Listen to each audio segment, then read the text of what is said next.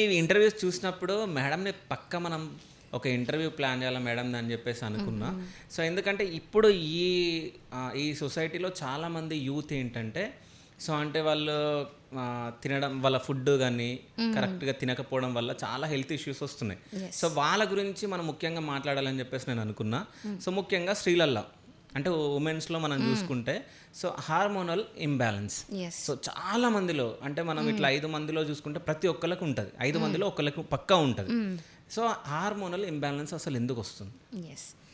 So ఇప్పుడు అయితే అసలు అవుట్ ఆఫ్ 10 తీసుకుంటే 9 మెంబర్స్కి ఉంది hormonal imbalance. Okay, not only young individuals, అంటే యంగ్ పిల్లల్లోనే కాదు, మ్యారేజ్ అయిపోయి ఫ్యామిలీ కంప్లీట్ అయిపోయి పిల్లలు పుట్టేసిన తర్వాత కూడా అంటే ఇంక ఏజ్తో సంబంధం లేదనమాట. ప్రతి ఒక్కరిలో మనకి హార్మోనల్ ఇంబ్యాలెన్స్ కనిపిస్తుంది మన జనరేషన్, ఇప్పుడున్న జనరేషన్లో. సో ముందు తరాల్లో ఇలా కనిపించలేదు, ఇలా లేదు. వై, ఎక్కడ ఫాల్ట్ ఉన్నది? సో దీని గురించి మనం చూస్తే ఫస్ట్ ఫుడ్ హ్యాబిట్స్ చూసుకుందాం. ఫుడ్, సో మెయిన్ ఫుడ్ కాబట్టి జంక్ ఫుడ్స్ ఒకటి పిల్లల్లో బాగా అలవాటు అయింది. ఏంటంటే జంక్ ఫుడ్స్, చాక్లెట్స్ కానీ బయట ఈ pizzas, burgers, all these kind of foods. Next, ఎందుకంటే ఈ ఫుడ్స్లో ఏంటంటే అందులో ఏం వాడతారో మనకు తెలీదు.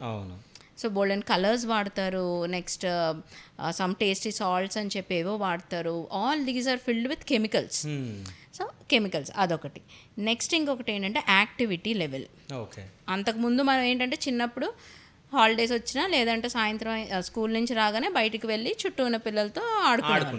ఇప్పుడు లేదు, ఇంట్లో కూర్చుంటారు, టీవీ కానీ ఫోన్, టీవీ కూడా కాదు, ఫోన్, మొబైల్ ఫోన్, ఎవరికి ఫోన్ వాళ్ళు పట్టుకొని కూర్చుంటారు. సో అక్కడ యాక్టివిటీ లేదు, సెడెంటరీ లైఫ్ స్టైల్ అనమాట.